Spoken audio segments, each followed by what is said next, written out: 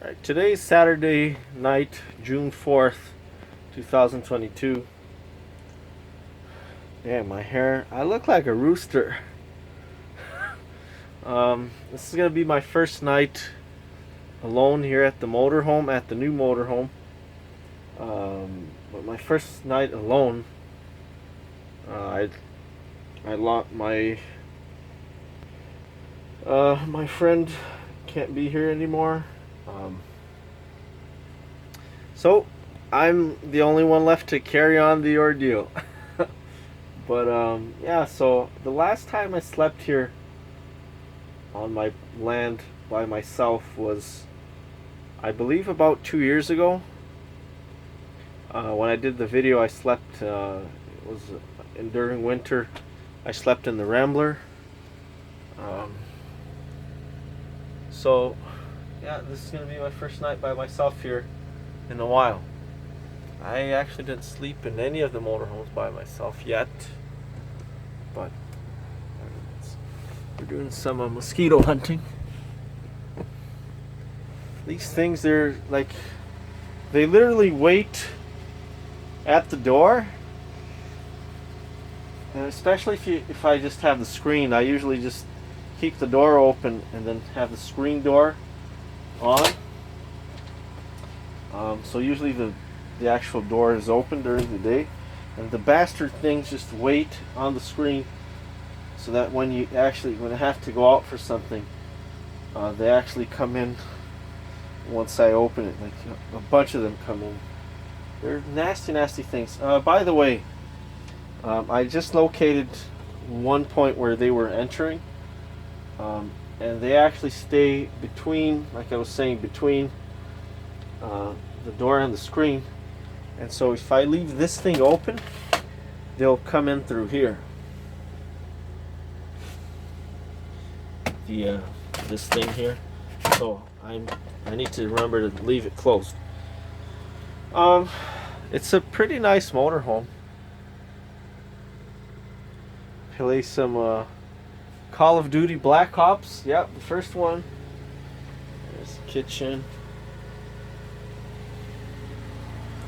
I'm using the generator from the old motorhome because this motorhome didn't come with the generator. It doesn't have a generator. It has the place for the generator, like the apartment, but it didn't come with the generator. So at some point I'll probably swap it over to this one.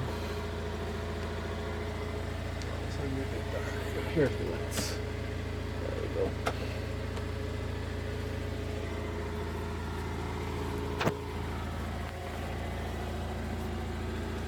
It's still a bit of a mess. Probably will stay like that. The fridge is nice, but I don't think it's working. I've left it on for a long time now, and it gargles like, but doesn't do anything. It's not cold at all.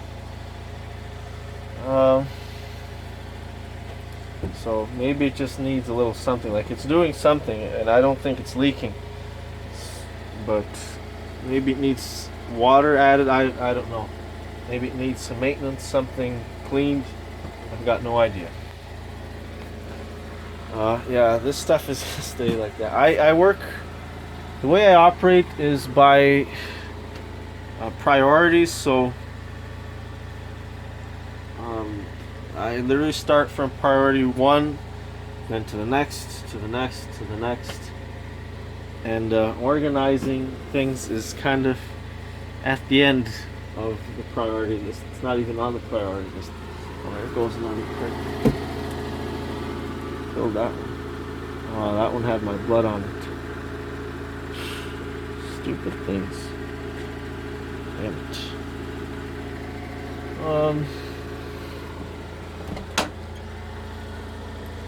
Apartment. And the thing that well, yeah, the generator is pretty loud. The thing I'm learning from these motorhomes is that they're designed to be a vacation vehicle. They're designed to be light very light duty, very weakly built.